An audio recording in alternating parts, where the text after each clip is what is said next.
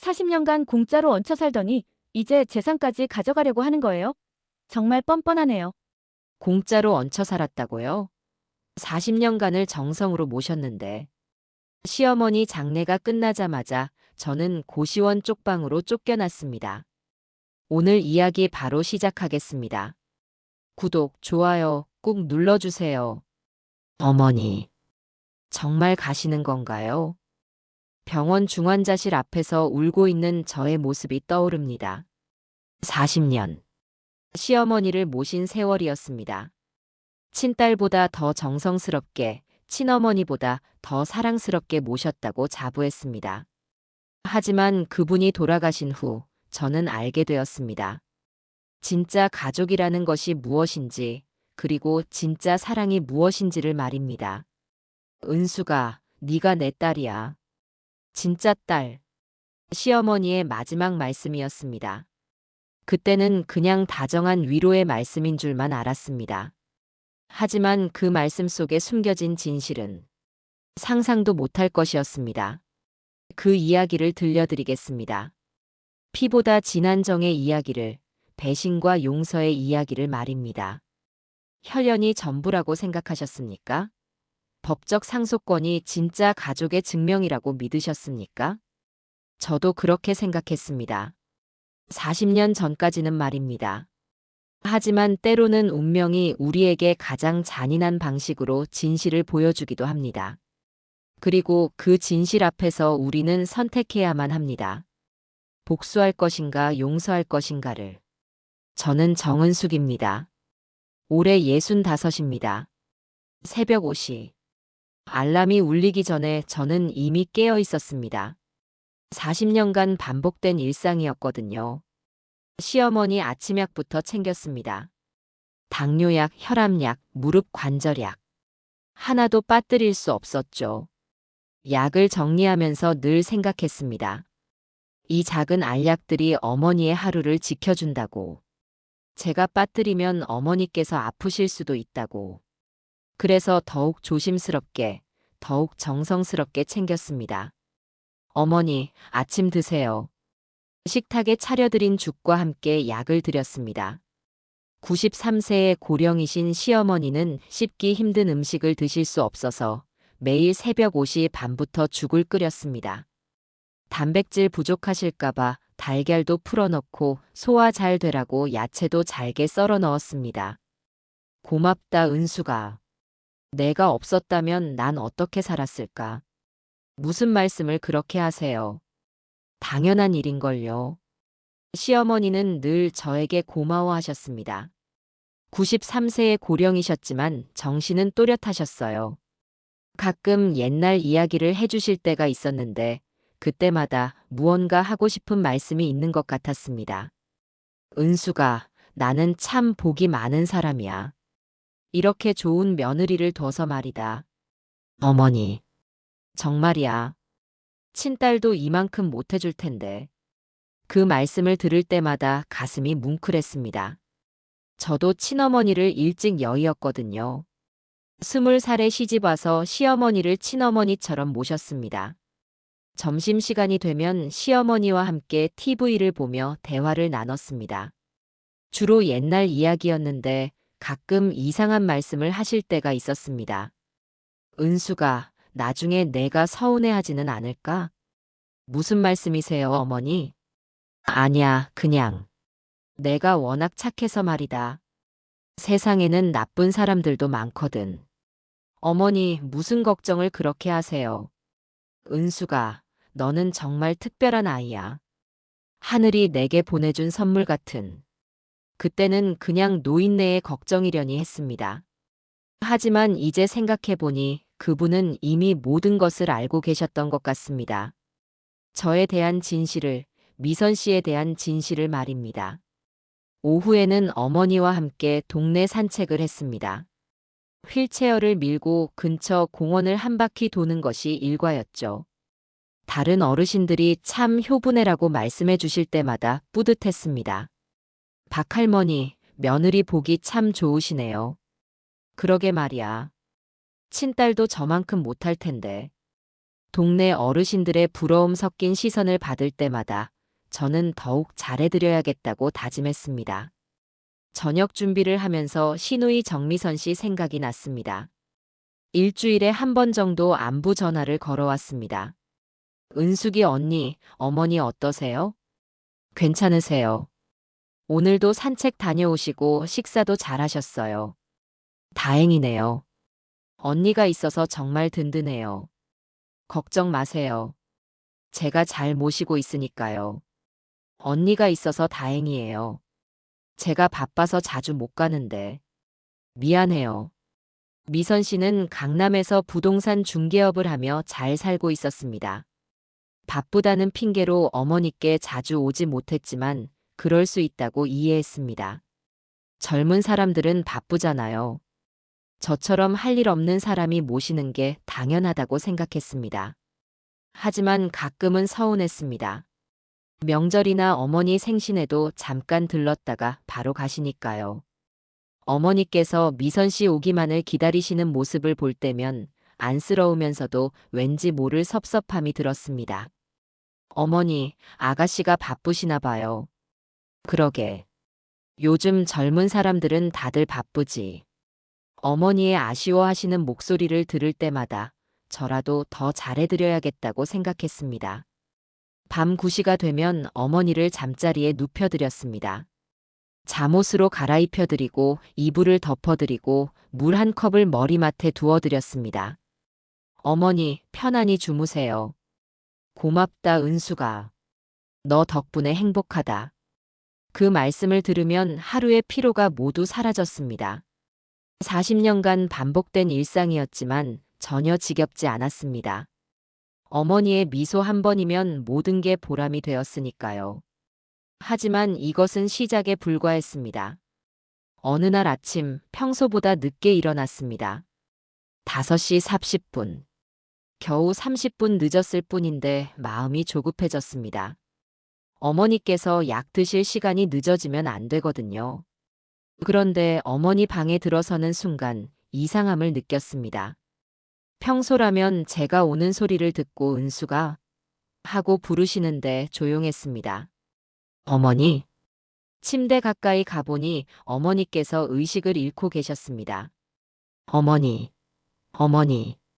손을 잡아보니 차가웠습니다. 맥박은 뛰고 있었지만 반응이 없으셨어요. 급히 119에 신고했습니다. 119입니다. 여보세요. 우리 어머니가 의식을 잃으셨어요. 빨리 와주세요. 주소 말씀해 주세요. 주소를 알려드리고 구급차를 기다리는 10분이 1시간 같았습니다. 어머니 손을 꼭 잡고 계속 불렀습니다. 어머니, 정신 차리세요. 어머니. 구급차가 도착하고 병원으로 급히 모셨습니다. 응급실에서 갖가지 검사를 받으시는 어머니를 보며 눈물이 났습니다. 의사 선생님은 조심스럽게 말씀하셨습니다. 일단 큰 문제는 없어 보입니다. 하지만 연세가 많으셔서 언제든 위험할 수 있습니다. 마음의 준비를 하시는 게 좋겠어요. 마음의 준비라니. 저는 아직 준비가 안 되었는데 어머니 없는 세상을 상상해 본 적이 없었거든요. 의사 선생님, 어머니께서 회복하실 수 있을까요? 최선을 다해 보겠습니다. 하지만 93세라는 나이가. 병실로 이송된 어머니를 보며 밤새 간병했습니다. 혹시나 해서 계속 지켜봤죠. 다음 날 오후 어머니께서 깨어나셨습니다. 어머니, 깨어나셨어요. 은수가. 여기가 어디냐? 병원이에요. 어머니께서 쓰러지셔서. 어머니는 제 손을 찾으셨습니다. 그리고 꼭 잡으시더니 말씀하셨습니다. 은수가 내가 죽으면. 어머니, 무슨 소리세요? 괜찮아지실 거예요. 들어라. 내 방 서랍 맨 아래에 일기장이 있다. 나중에 꼭 읽어봐라. 어머니, 지금 그런 얘기할 때가 아니에요. 약속해라. 꼭 읽어보겠다고. 어머니의 간절한 눈빛을 보며 고개를 끄덕였습니다. 네, 알겠습니다. 어머니는 안심하신 듯 눈을 감으셨습니다. 그날 저녁 미선 아가씨에게 연락했습니다. 아가씨, 어머니께서 병원에 입원하셨어요. 뭐라고요? 어머니가 어떻게 되신 거예요? 의식을 잃고 쓰러지셔서. 지금은 깨어나셨지만 의사 선생님이 위험하다고. 지금 어느 병원이에요? 바로 갈게요. 아가씨는 1시간 만에 병원에 도착했습니다. 어머니를 보자마자 울음을 터뜨렸어요. 어머니, 괜찮으세요? 미선아. 왔구나. 어머니께서 미선 씨를 보시며 미소를 지으셨습니다. 그런데 미선 아가씨가 저에게 한 말이 의외였습니다. 언니, 어머니 상태가 어떤가요? 그리고 어머니 통장이며 도장이며 다 언니가 관리하고 계시죠? 갑자기 왜 그런 얘기를 하나 싶었습니다. 어머니가 위독하신 상황에서 통장 얘기라니. 응, 어머니께서 불편하시니까 제가 대신. 아, 네. 잘 부탁드려요. 그런데 혹시 어머니께서 유언장 같은 거 작성해 놓으신 게 있나요? 유언장? 그런 건 왜? 아니에요. 그냥 만약을 대비해서 물어본 거예요. 미선 아가씨의 말투가 왠지 이상했습니다. 어머니를 걱정하는 것 같으면서도 뭔가 다른 생각을 하는 것 같았어요. 언니, 어머니께서 돌아가시면. 아니, 만약에 그런 일이 생기면 장례 준비는 어떻게 할 생각이세요? 아가씨, 아직 그런 얘기할 때가 아니잖아요. 하지만 미리 준비해 놔야죠. 어머니께서 워낙 연세가 많으시니까. 전화를 끊고 나니 왠지 마음이 편치 않았습니다. 미선 아가씨의 관심사가 어머니의 건강보다는 재산 쪽에 있는 것 같았거든요. 하지만 그때까지만 해도 설마 했습니다. 설마 가족이 그런 생각을 할 줄은 몰랐습니다. 그날 밤 어머니께서 다시 말씀하셨습니다. 은수가, 내가 너에게 미안한 게 있다. 무슨 말씀이세요? 나중에 알게 될 거야. 그때 너무 서운해하지 마라. 어머니, 무슨 얘기인지 모르겠어요. 은수가, 너는 정말 착한 아이다. 너무 착해서 걱정이야. 어머니의 말씀이 자꾸 이상했습니다. 무언가 숨기고 계신 것 같았어요. 일주일 후, 어머니의 상태가 급격히 나빠졌습니다. 의식이 있을 때와 없을 때를 반복하셨는데 의식이 돌아오시면 꼭 저만 찾으셨습니다. 은수가, 은수가, 네, 어머니. 여기 있어요. 미안하다, 은수가. 정말 미안하다. 무슨 말씀을 그렇게. 제가 어머니께 감사하죠. 시어머니는 제 손을 꼭 잡으시며 눈물을 흘리셨습니다. 93세의 연세에도 불구하고 눈물이 또렷했어요. 너는, 너는 정말 내 딸이다. 진짜 딸. 어머니, 40년간, 40년간 고생만 시켰구나. 무슨 소리세요? 전 행복했어요. 어머니 덕분에. 그때 어머니께서 제 얼굴을 자세히 보시더니 갑자기 울음을 터뜨리셨습니다. 은수가, 너는 왜 이렇게 나를 닮았을까? 닮았다고요. 어머니, 저는 며느리인 걸 요뭔가 착각하고 계시는 것 같아요. 아니야, 아니야. 너는. 그때 간호사가 들어와서 어머니께 진정제를 놓았습니다. 보호자분, 환자분이 너무 흥분하시면 안 됩니다. 어머니는 진정제를 맞고 잠들어 버리셨습니다. 다음 날, 어머니께서 마지막으로 의식을 되찾으셨습니다. 은수가, 가까이 와라. 저는 침대 가까이 다가갔습니다. 일기장. 일기장을 꼭 읽어봐라. 그리고 서운해하지 마라. 무슨 일기장이요? 어머니, 정신 차리세요.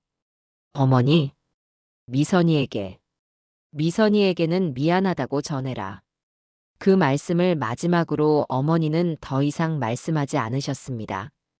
그날 밤 11시 30분, 어머니는 조용히 숨을 거두셨습니다. 마지막 순간에도 제 손을 꼭 잡고 계셨습니다. 어머니, 이제 편히 쉬세요. 사랑합니다. 40년간 저를 딸처럼 사랑해 주신 분이었습니다. 친어머니보다 더 가까웠던 분이셨습니다. 의사 선생님이 오셔서 사망진단서를 작성해 주셨습니다. 고인이 편안히 가셨습니다. 조의를 표합니다. 병실에서 혼자 어머니와 마지막 시간을 보냈습니다. 40년간 함께한 추억들이 주마등처럼 스쳐 지나갔어요. 처음 시집 왔을 때 어색했던 모습, 시아버지가 돌아가셨을 때 함께 울었던 기억, 제가 아플 때 밤새 간병해 주셨던 일들. 모든 게 소중한 기억이었습니다. 하지만 진짜 시련은 이제부터 시작이었습니다. 장례식장에는 많은 사람들이 찾아왔습니다. 시어머니가 평소 인덕이 좋으셨거든요. 동네 어르신들, 교회분들, 옛날 직장 동료분들까지. 빈소가 꽃과 조화로 가득 찼습니다. 저는 상주로서 조문객들을 맞았습니다. 40년간 모셨으니 당연한 일이라고 생각했습니다. 고인이 복이 많으셨어요. 이렇게 효부를 두시고. 정말 며느리 복이 좋으셨죠. 친딸도 저만큼 못할 텐데. 조문객들의 위로를 받으며 하루가 지나갔습니다. 그런데 이틀째 되는 날, 미선 씨가 갑자기 제게 다가왔습니다. 언니, 잠깐 얘기 좀 해요. 지금요? 조문객들이. 중요한 얘기예요.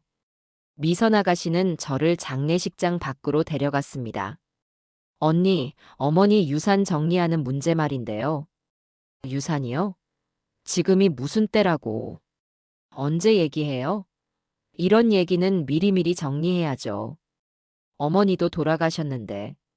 순간 귀를 의심했습니다. 어머니가 돌아가신 지 이틀밖에 안 됐는데. 아가씨, 지금이 무슨 때라고 그런 얘기를. 언니, 현실적으로 생각해봐요. 어머니 집이랑 예금 말이에요. 당연히 법적으로는 제가 상속받는 거잖아요. 법적으로? 네. 제가 친딸이니까요. 언니는 며느리시잖아요. 며느리라는 말이 가슴에 칼처럼 박혔습니다. 물론 언니가 40년간 모셔주신 건 정말 고마워요. 하지만 법적으로는 어쩔 수 없잖아요. 이해하시죠? 미선 씨의 차가운 말투에 소름이 돋았습니다. 어머니가 돌아가신 지 이틀밖에 안 됐는데 벌써 재산 얘기를 하다니. 아가씨, 어머니께서 뭐라고 하시겠어요? 어머니도 이해하실 거예요. 법적으로 정당한 거니까요. 그 순간 제 머릿속이 하얘졌습니다. 40년. 제 인생의 전부였는데. 이런 식으로 정리될 일이라고요? 언니, 너무 서운해하지 마세요. 저도 마음이 편하지 않아요. 하지만 이게 현실이잖아요. 하지만 슬퍼할 시간도 없었습니다. 더 큰 충격이 기다리고 있었으니까요. 그날 저녁 미선 아가씨는 다른 친척들에게도 같은 말을 했습니다. 언니가 40년간 어머니를 잘 모셔주셨지만 법적으로는 제가 상속받는 게 맞죠? 친척들도 어쩔 수 없다는 반응이었습니다. 그야 법적으로는 친딸이 받는 게 당연하지. 은숙이가 고생한 건 고생한 거고 상속은 별개 문제니까. 40년간 가족이라고 생각했던 사람들이 하나둘 등을 돌렸습니다. 장례를 마치고 일주일 후 미선 씨가 이삿짐센터 직원들과 함께 나타났습니다. 언니, 이사 준비 다 되셨죠? 이사요? 무슨 이사를? 집 정리해야죠. 이제 제 집이니까. 미선 씨는 냉정했습니다. 40년간 함께 살았던 집에서 저를 내보내려 하고 있었습니다. 아가씨, 그래도 어머니 49제까지는. 49제는 절에서 지내면 되잖아요. 언니도 이제 독립할 나이 아니에요? 독립이라니. 60이 넘은 나이에 갑자기 집을 나가라고 하다니. 그럼 저는 어디서? 언니 친정이 있잖아요. 아니면 월세방이라도 구하시고. 친정이라. 부모님도 이미 돌아가시고 형제들과도 소원해진 지 오래였습니다. 40년 동안 남편 가족만 돌보며 살았거든요. 아가씨, 그래도 하루아침에. 언니, 제가 이 집을 팔아야 해요. 부동산 업체 운영하는데 자금이 필요하거든요. 집을 판다고요? 네. 어차피 오래된 집이라 관리비도 많이 들고 차라리 팔아서 현금화하는 게 나을 것 같아요. 40년간 살았던 집을 팔겠다고요? 어머니의 추억이 담긴 집을. 언니, 너무 서운해하지 마세요. 어머니도 이해하실 거예요. 이해하실 거라고요? 시어머니께서 제게 그렇게 고마워하셨는데 이삿짐 센터 직원들이 제 방에 들어와서 짐을 정리하기 시작했습니다. 저기, 이 짐들 어디로 옮겨드릴까요? 일단 창고에 보관해 주세요. 40년간 모은 가재도구들이 하나하나 박스에 담겨 나갔습니다. 어머니와 함께 쓰던 식기들, 명절 때마다 사용하던 그릇들, 추억이 담긴 물건들. 언니, 어머니 방에 있던 건 어떻게 할까요? 그건 제가 가져가도 될까요? 물론이죠. 그 정도는. 어머니 방에서 옷가지와 개인 물품들을 정리했습니다. 그때 서랍 맨 아래에서 낡은 일기장을 발견했습니다. 아, 이게 어머니가 말씀하신 그 일기장이구나. 일기장을 가방 깊숙이 넣었습니다. 나중에 조용한 곳에서 읽어봐야겠다고 생각했어요. 짐을 싸면서 저도 모르게 눈물이 나왔습니다. 그렇게 울고 또 울었습니다. 40년간 정성으로 모셨는데 이런 결말이 기다리고 있을 줄은 몰랐습니다. 언니, 그만 우세요. 어쩔 수 없는 일이잖아요. 미선 씨는 눈물 한 방울 흘리지 않았습니다. 하지만 이때 저는 아직 몰랐습니다. 시어머니께서 남겨주신 진짜 유산이 무엇인지를. 급한 대로 고시원에 방을 얻었습니다. 3평 남짓한 작은 공간이었습니다. 40년 만에 처음으로 혼자 사는 공간이었어요. 좁고 초라했지만 제가 낼 수 있는 월세로는 이게 최선이었습니다. 시어머니가 제 명의로 해주신 적금 500만 원이 전 재산이었거든요. 이제 어떻게 살지? 막막했습니다. 65세의 나이에 일자리를 구하기도 쉽지 않고 무엇보다 40년간 가정주부로만 살았던 제가 할 수 있는 일이 무엇이 있을까요? 첫 며칠은 정말 힘들었습니다. 40년간 누군가를 돌보며 살았는데 갑자기 혼자가 되니 무엇을 해야 할지 몰랐어요. 새벽 5시에 일어나는 습관은 그대로였는데 챙겨드릴 어머니가 안 계시니 무엇을 해야 할지. 청소일이라도 해야겠다고 생각하며 구인구직 신문을 들여다보고 있는데 문득 시어머니 말씀이 떠올랐습니다. 일기장을 꼭 읽어봐라. 그러고 보니 이사할 때 황급히 챙긴 물건 중에 오래된 일기장이 있었습니다. 가방에서 일기장을 꺼냈습니다. 낡고 해진 일기장이었는데 1980년부터 쓰인 것 같았습니다. 어머니께서 왜 이걸 읽어보라고 하셨을까? 호기심이 생겨서 첫 페이지를 넘겨봤습니다. 이게 뭐지? 제가 예상했던 것과는 전혀 다른 내용이었습니다. 일반적인 일기가 아니라 뭔가 특별한 기록 같았어요.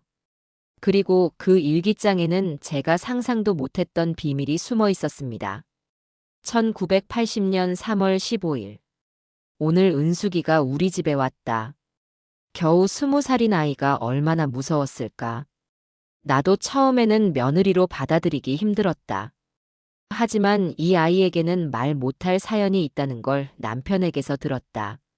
사실 은숙이는 심장이 쿵쿵 뛰었습니다. 제가 시집 올 때의 이야기였거든요. 하지만 사실 은숙이는 다음 부분이 흐릿하게 적혀 있어서 읽을 수 없었습니다. 계속 읽어 내려갔습니다. 1980년 12월 25일. 은숙이가 첫 크리스마스를 우리와 함께 보낸다. 얼마나 외로웠을까. 부모님도 일찍 돌아가시셔서 고아원에서 자라고. 이상하게 이 아이를 보면 특히나 마음이 아프다. 왜 이렇게 정이 가는지 모르겠다. 1985년 7월 20일. 은숙이가 점점 우리 가족 같아진다. 미선이보다 더 딸 같다. 미선이는 자기 일만 챙기는데 은숙이는 시아버지 수발까지 정성스럽게 한다. 정말 고마운 아이다. 미선 씨보다 더 딸 같다고요? 그때 미선 씨는 어린 시절이었으니 그럴 수 있다고 생각했습니다. 1990년 12월 10일. 시아버지께서 돌아가시기 전에 하신 말씀이 자꾸 생각난다. 은숙이를 잘 부탁한다고 하셨는데 무슨 뜻이었을까? 시아버지가 은숙이를 특별히 아끼셨던 이유가 있을까? 나중에 은숙이에게 물어봐야겠다. 시할아버님께서 저를 특별히 아끼셨다고요? 그런 기억이 있긴 했어요. 다른 며느리들과는 다르게 저에게만 특별히 다정하셨던 것 같았거든요. 점점 이상했습니다. 시할아버님과 저 사이에 무슨 특별한 사연이 있었다는 것일까요? 그렇게 어느새 1995년 부분을 읽고 있는데 1995년 6월 3일. 오늘 충격적인 사실을 알았다. 은숙이가 사실은 그 다음 페이지가 찢어져 있었습니다. 왜 하필 이 부분이 가장 중요한 부분인 것 같은데 손이 떨렸습니다. 무언가 중요한 비밀이 숨어 있다는 걸 직감할 수 있었습니다. 계속 넘겨보니 1995년 이후 기록이 몇 달간 비어 있었습니다. 뭔가 큰일이 있었던 모양이에요. 2005년부터 다시 일기가 시작되었습니다. 2005년 5월 15일. 은숙이는 여전히 진실을 모른다. 말해야 할까 말지 말까. 고민이다. 하지만 아직은 때가 아닌 것 같다. 미선이 성격상 받아들이지 못할 것이다. 진실이라니? 도대체 무슨 진실을 말하는 걸까요? 2007년 10월 20일. 은숙이가 나를 진짜 어머니처럼 생각한다는 게 너무 고맙고 미안하다. 진짜 딸보다 더 딸 같은 아이를. 내가 너무 늦게 진실을 알았다. 그때 미선 씨는 친딸이고 저는 며느리인데 왜 이런 표현을 쓰셨을까요? 2008년 3월 3일. 오늘 은숙이 생일이다. 48세가 되었다. 시간이 참 빠르다. 이 아이가 우리 집에 온 지 벌써 27년이나 되었구나. 27년 동안 며느리라고 생각하며 살았는데 진실을 알고 나니 너무 미안하다. 2020년 3월 30일. 오늘 변호사 선생님과 유언장 작성했다. 은숙이 몰래. 미선이가 알면 난리가 날 것이다. 하지만 이것이 맞다. 유언장이라고요? 그런데 미선 씨는 유언장 얘기를 한 적이 없었는데 심장이 터질 것 같았습니다. 2023년 12월 25일. 크리스마스다. 은숙이가 또 정성스럽게 음식을 준비해줬다. 거의 40년째다. 그동안 이 아이는 한 번도 불평하지 않고 우리 가족을 위해 살았다. 2024년 6월 1일. 요즘 몸이 많이 안 좋다. 얼마 남지 않은 것 같다. 은숙이에게 진실을 말해야 할 때가 온 것 같다. 40년간 속이고 살았는데 너무 미안하다. 그리고 마지막 페이지에 도달했을 때 일기장 마지막 페이지에는 이런 글이 있었습니다. 2024년 12월 20일. 이제 얼마 남지 않은 것 같다. 은숙이에게 진실을 말해야 할 때가 온 것 같다. 은숙아, 이 글을 읽고 있다면 나는 이미 떠났을 것이다. 미안하다. 그동안 진실을 숨겨서 미안하다. 너는 내 친딸이다. 진짜 친딸이란다. 1960년 내가 태어났을 때 병원에서 바뀐 아이였다. 미선이와 내가 바뀐 것이다. 내가 진짜 낳은 딸은 너였고 미선이는 다른 집 아이였다.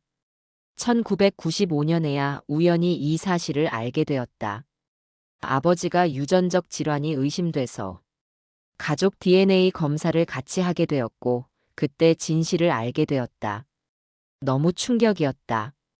20년간 며느리라고 생각했던 아이가 내 친딸이었고 친딸이라고 생각했던 미선이는 남의 아이였다. 하지만 이미 너희 둘 다 성인이 되었고 각자의 인생이 있었다. 그래서 말하지 못했다. 은수가 미안하다. 내가 시집살이라고 생각하며 고생한 40년이 사실은 친딸이 어머니를 모신 40년이었다. 국민은행 종로지점 2층 대여금고 237번에 내 것들이 있다. 비밀번호는 내 생일이다. 그리고 변호사 김정호 선생님께 연락해봐라. 전화번호 02-123-4567. 은수가 사랑한다. 내 딸아. 일기장을 읽고 나니 온몸에 힘이 빠졌습니다. 친딸이라고요? 저가 시어머니의 친딸이라고요? 그럼 40년간 시집살이라고 생각했던 게 사실은 친어머니를 모신 거였다고요? 미선 씨는 친딸이 아니라 바뀐 아이였다고요? 머리가 어지러웠습니다. 온 세상이 뒤바뀐 것 같았어요. 친딸인데도 며느리 취급을 받았다는 건가요? 아니요. 그럴 리가 없어요. 이건 꿈이겠죠. 너무 황당한 일이니까. 하지만 일기장은 분명히 어머니 필체였습니다. 40년간 봐온 그 익숙한 글씨체였어요. 다음 날 바로 국민은행 종로지점으로 갔습니다. 손이 떨려서 비밀번호를 제대로 누르기도 힘들었습니다. 제 생일인 1961년 3월 3일을 입력했습니다. 삑 소리와 함께 대여금고가 열렸습니다. 이게 뭐지? 통장 여러 개, 부동산 등기부등본, 그리고 봉투 하나가 들어 있었습니다. 첫 번째 통장을 확인해 보니 제 명의로 된 예금이 5천만 원이 있었습니다. 두 번째 통장에는 1억 2천만 원, 세 번째 통장에는 8천만 원. 총 2억 5천만 원이 제 명의로 되어 있었습니다. 어머니께서 40년간 조금씩 모아두신 것 같았습니다. 부동산 등기부등본을 보니 더욱 놀랐습니다. 아파트 한 채가 제 명의로 되어 있었습니다. 시가 7억 원 정도 되는 아파트였어요. 언제 명의 변경을 하신 걸까요? 봉투 안에는 DNA 검사 결과서와 편지가 들어 있었습니다. DNA 검사 결과서를 보니 정말로 제가 박영자 여사 시어머니의 친딸이 맞았습니다. 1995년에 검사한 것이었어요. 편지를 읽어보았습니다. 은수가 이제 진실을 알았을 것이다. 미안하다. 정말 미안하다. 너는 내가 낳은 소중한 딸이다. 병원에서 바뀐 아이였지만 운명이 다시 우리를 만나게 해주었다. 40년간 너를 며느리라고 생각하며 지낸 것이 너무 미안하다. 하지만 너는 진짜 내 딸로서 나를 모셔준 것이다. 미선이에게는 미안하지만 너야말로 내 진짜 딸이다. 핏줄도 정도 모든 것이. 변호사 김정호 선생님께 연락해서 나머지 유산 정리를 마저 해라. 그리고 미선이에게 진실을 말할지 말지는 내가 결정해라. 사랑한다, 내 딸아. 엄마가. 편지를 읽고 나니 눈물이 멈추지 않았습니다. 40년간 저는 친어머니를 모시고 있었던 것입니다. 그런데 이때 뒤에서 누군가의 목소리가 들렸습니다. 언니, 여기서 뭐 하세요? 뒤돌아보니 미선 씨가 서 있었습니다. 얼굴이 파랗게 질려 있었죠. 미선 아가씨. 아가씨가 여길 왜? 언니가 은행에 간다길래. 혹시나 해서 따라왔어요. 설마 어머니가 언니 명의로 뭘 숨겨둔 게 있나 해서. 미선 씨는 제 손에 들려있는 서류들을 보더니 얼굴이 더욱 창백해졌습니다. 그게 뭐예요? 아가씨, 우리 얘기 좀 해야겠어요. 언니, 설마 어머니가 언니 명의로 뭘 해두신 거 아니죠? 그건 법적으로 문제가 될 수. 아가씨, 진정해요. 일단 커피라도 마시며 얘기해요. 근처 카페로 가서 마주 앉았습니다. 미선 아가씨는 불안한 표정으로 저를 바라보고 있었습니다. 언니, 어머니가 뭘 남겨두셨어요? 설마 전 재산을 언니 명의로 해두신 건 아니죠? 미선 아가씨. 사실 충격적인 얘기인데. 뭔데요? 빨리 말해요. 우리가 병원에서 바뀐 아이였어요. 뭐라고요? 미선 씨의 목소리가 한 옥타브 올라갔습니다. 카페 안 사람들이 쳐다봤어요. 어머니 일기장에 다 나와 있어. DNA 검사 결과도 있고. 사실 내가 어머니의 친딸이었고 아가씨는 말도 안 돼요. 그럴 리가 없어요.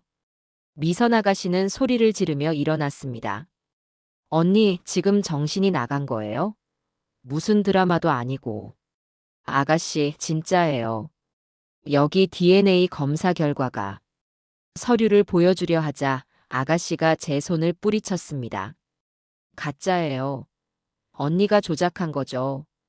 1995년에 한 검사예요. 내가 어떻게 조작해? 그럼 저는 뭐가 되는 거예요? 아가씨의 목소리가 떨렸습니다. 40년간 어머니라고 부른 분이 친어머니가 아니라는 거예요? 아가씨, 아니에요. 절대 그럴 리 없어요. 언니가 지금 무슨 소리를 하는 거예요? 미선 아가씨의 목소리에 카페 안 사람들이 모두 쳐다봤습니다. 아가씨, 목소리 좀. 어머니 재산을 혼자 차지하려고 이런 거짓말까지 만들어낸 거예요. 거짓말이 아니에요. DNA 검사 결과가 가짜예요. 언니가 조작한 거죠. 아가씨는 제가 내민 서류들을 바닥에 던져버렸습니다. 40년간 어머니를 모셨다고 해서 재산을 다 가져가려고 하는 거예요? 법적으로 상속권자는 저예요. 아가씨, 진정해봐요. 나도 처음엔 믿을 수 없었어요. 진정하라고요? 언니가 어머니 재산을 다 훔쳐가려고 하는데 어떻게 진정해요? 아가씨는 완전히 이성을 잃은 상태였습니다. 40년간 공짜로 얹혀 살더니 이제는 재산까지 가져가려고 하는 거예요? 정말 뻔뻔하네요. 그 말에 가슴이 찢어지는 것 같았습니다. 공짜로 얹혀 살았다고요? 40년간 정성으로 모셨는데. 언니, 처음에는 효부인 줄 알았어요. 하지만 이제 보니 처음부터 노린 거였네요. 아가씨가 그렇게 생각한다면 할 말 없어요. 하지만 이건 진실이에요. 진실? 웃기지 마세요. 전 절대 인정 안 해요. 미선 아가씨는 가방을 들고 일어나더니 마지막으로 독한 말을 내뱉었습니다. 언니, 법정에서 봐요. 제가 가만히 있을 것 같아요? 어머니 재산 하나도 못 가져갈 거예요. 그렇게 아가씨는 뛰쳐나갔습니다. 혼자 남은 카페에서 눈물이 왈칵 쏟아졌습니다. 가족이라고 생각했던 사람에게서 이런 말을 들을 줄은. 하지만 이건 진짜 시작에 불과했습니다. 김정우 변호사 사무실을 찾아갔습니다. 정은숙 여사님이시군요. 기다리고 있었습니다. 김 변호사는 40대 중반의 신사였습니다. 고 박영자 여사님께서 미리 말씀해 주셨어요. 언젠가 딸이 찾아올 거라고.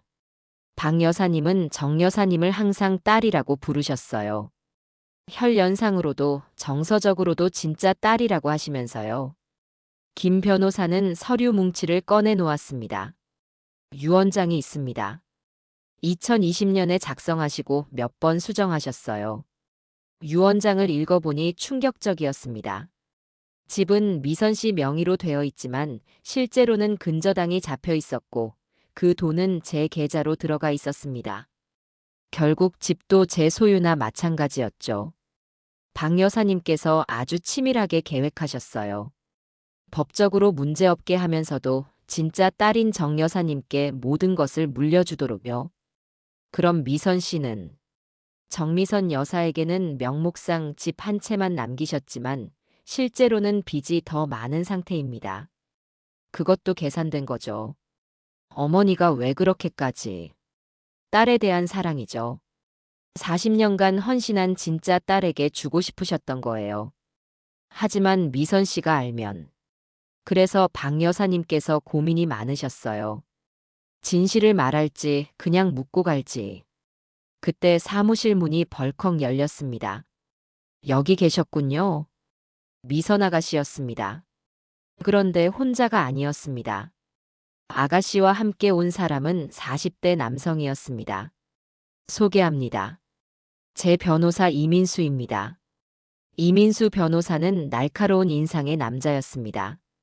정은숙 씨, 지금 하시는 일이 명백한 유산 갈취라는 거 아시죠? 갈취라니요? 40년간 가정부로 일하면서 노인을 속여 재산을 빼돌린 거 아닙니까?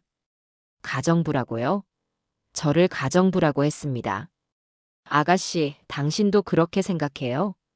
아가씨는 고개를 돌렸습니다. 언니.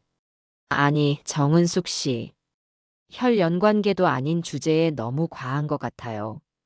혈연관계도 아니라고요? 제가 친딸인데. DNA 검사 결과가 있다고 하셨죠? 그거 조작된 거 맞죠? 이민수 변호사가 공격적으로 나왔습니다. 아닙니다. 1995년에 했던 검사예요. 1995년? 그럼 29년 전 자료네요. 지금 와서 뭘 증명할 수 있겠어요?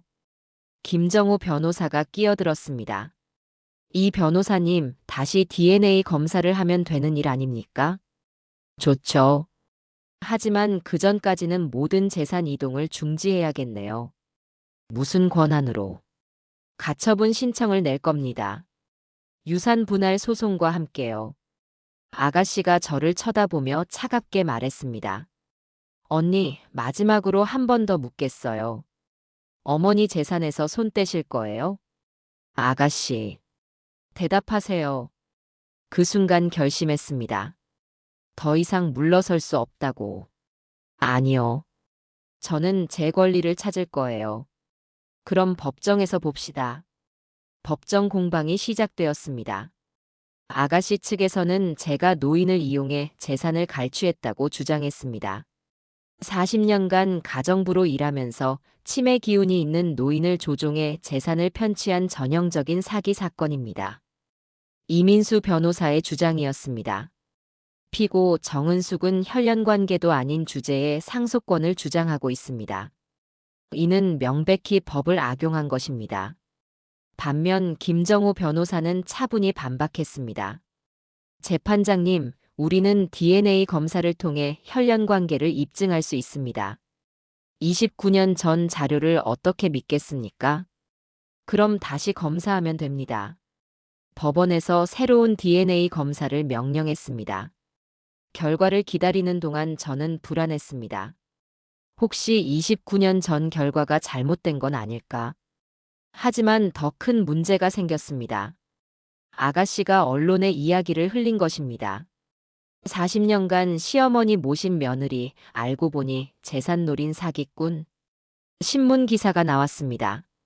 제 사진까지 실렸어요.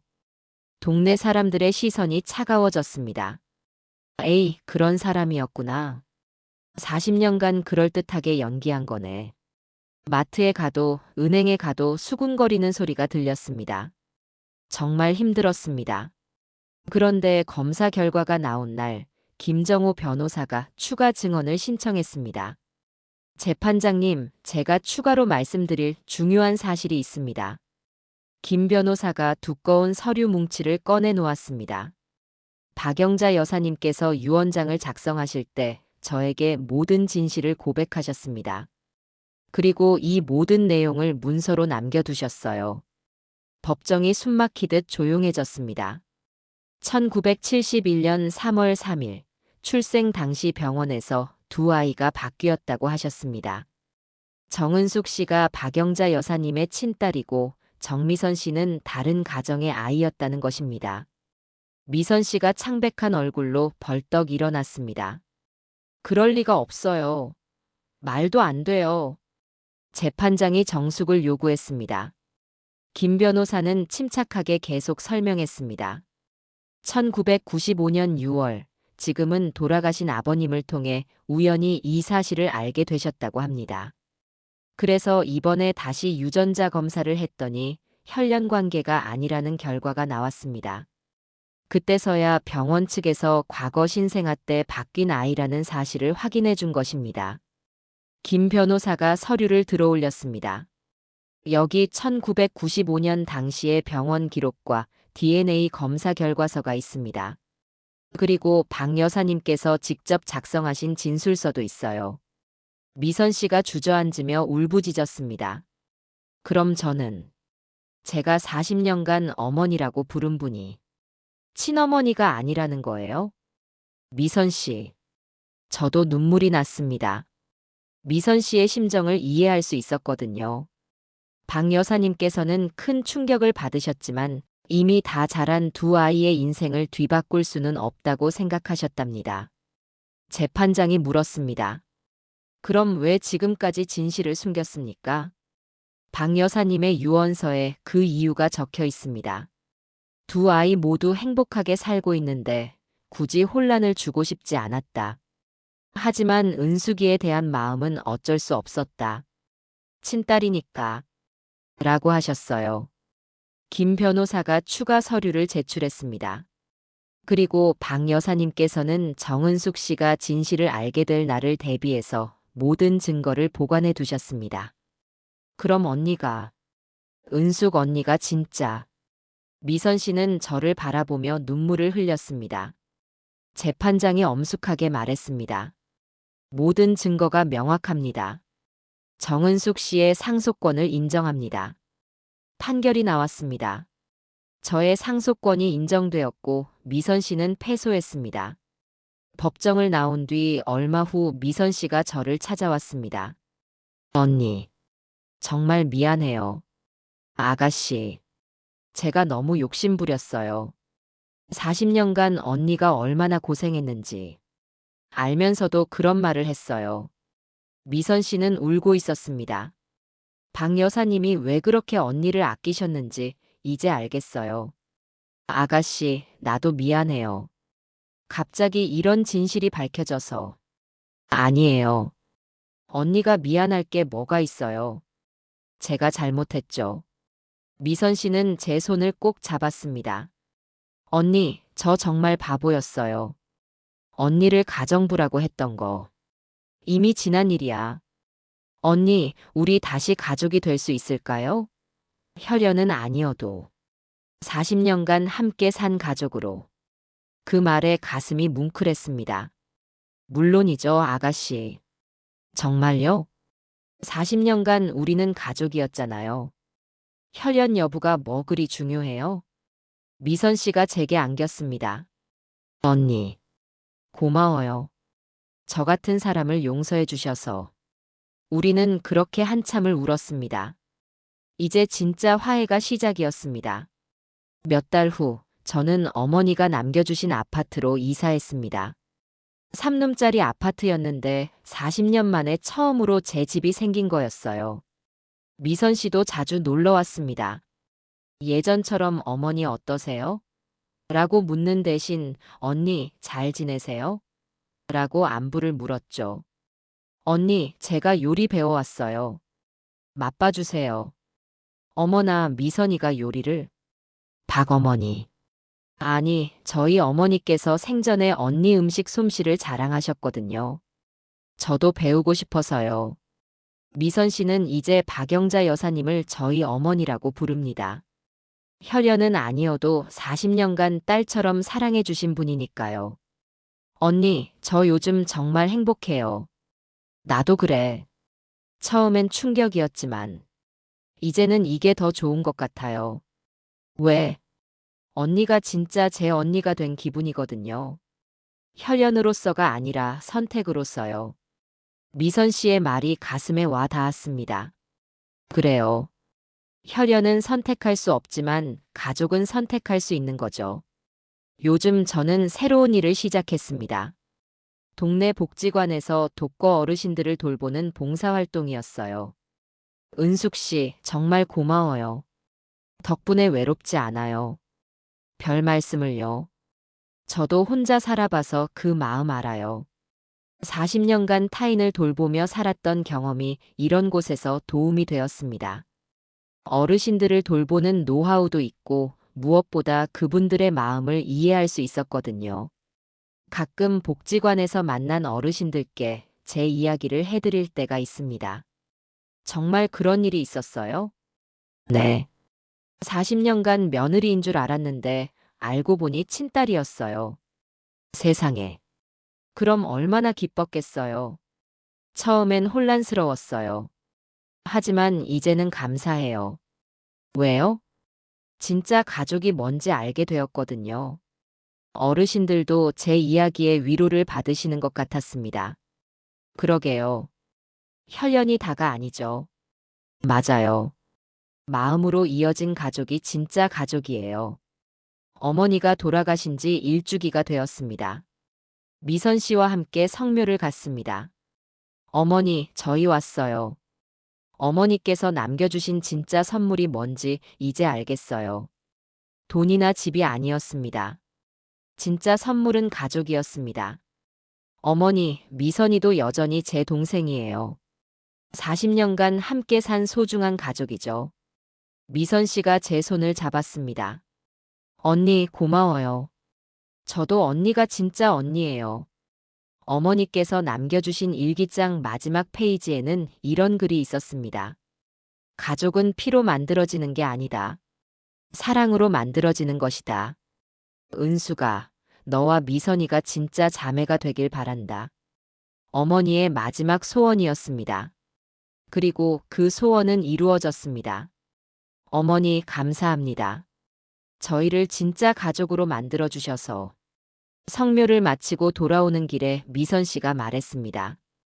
언니, 저 요즘 부동산 사업 정리하려고 해요. 왜? 잘 되고 있는데. 돈만 쫓아 살기 싫어요. 어머니를 잃고 나서 정말 중요한 게 뭔지 알게 되었거든요. 미선 씨는 부동산 사업을 정리하고 요양원에서 일하기 시작했습니다. 언니처럼 어르신들을 돌보고 싶어요. 힘들 텐데. 괜찮아요. 언니가 40년간 하신 일이잖아요. 저도 배우고 싶어요. 그렇게 2년이 지나 미선 씨와 저는 함께 작은 요양원을 시작했습니다. 사랑채 요양원이라는 이름을 지었어요. 언니, 왜 사랑채예요? 사랑으로 만든 가족들이 모이는 곳이니까. 40년간 어머니를 모신 노하우와 미선 씨의 사업 경험이 합쳐져서 동네에서 소문난 요양원이 되었습니다. 어느 날 새로 입소하신 할머니가 저에게 말씀하셨습니다. 원장님, 여기는 정말 집 같아요. 감사합니다, 할머니. 다른 요양원과 뭔가 달라요. 뭐가 다른지 모르겠지만. 네. 할머니를 진짜 가족처럼 생각해서요. 그 할머니는 제 손을 꼭 잡으셨습니다. 고맙습니다, 원장님. 요양원을 운영하면서 많은 분들을 만났습니다. 저처럼 가족에게 상처받은 분들도 계셨어요. 40년간 시어머니 모셨는데 돌아가시고 나서 집에서 쫓겨났어요. 저도 비슷한 경험이 있어요. 정말요? 네. 하지만 이제는 감사해요. 왜요? 진짜 가족이 뭔지 알게 되었거든요. 제 이야기를 들으신 분들은 위로를 받으셨습니다. 그리고 저도 그분들을 통해 더 많은 것을 배웠어요. 요양원이 점점 커지면서 직원들도 늘어났습니다. 모두들 저희의 가족 이야기를 신기해했어요. 원장님들 이야기가 정말 드라마 같아요. 드라마보다 더 신기하죠? 네, 하지만 정말 아름다운 이야기예요. 직원들도 저희를 보면서 가족의 진짜 의미에 대해 생각하게 되었다고 했습니다. 그날 밤, 저희 둘은 어머니 사진 앞에서 다시 한번 이야기했습니다. 어머니, 정말 감사해요. 어머니께서 저희를 이렇게 만나게 해주셔서, 그리고 진짜 사랑이 뭔지 가르쳐 주셔서, 어머니의 사진이 미소 짓고 계시는 것 같았습니다. 지금 저는 70이 다 되었습니다. 5년 전 시작한 새로운 인생이 이렇게 풍요로울 줄은 몰랐습니다. 사랑채 요양원은 이제 100명의 어르신이 계시는 큰 곳이 되었습니다. 미선 씨와 함께 운영하며 많은 분들께 따뜻한 보금자리를 제공하고 있어요. 40년간 며느리라고 생각했지만 사실은 딸이었던 저. 그리고 40년간 시누이라고 생각했지만 이제는 진짜 자매가 된 미선이. 우리는 이제 진짜 가족입니다. 어머니께서 원하셨던 대로. 여러분이라면 이 상황에서 어떻게 하셨을까요? 40년간 헌신했는데 배신당했다면? 갑자기 진짜 가족이 바뀌었다면? 그리고 미선이처럼 욕심을 부렸다가 진실을 알게 된다면? 과연 용서할 수 있으셨을까요? 오늘 이 이야기를 들으신 여러분도 주변의 소중한 사람들에게 사랑한다고 말해주세요. 혈연이든 아니든 함께하기로 선택한 사람들이야말로 진짜 가족이니까요. 그리고 댓글로 여러분의 생각을 남겨주세요. 가족에 대한 여러분만의 이야기도 들려주시면 좋겠습니다. 구독과 좋아요도 잊지 마시고 주변에 이런 고민을 하는 분이 계시다면 이 영상을 공유해주세요. 진짜 가족의 의미를 함께 나누어요. 감사합니다.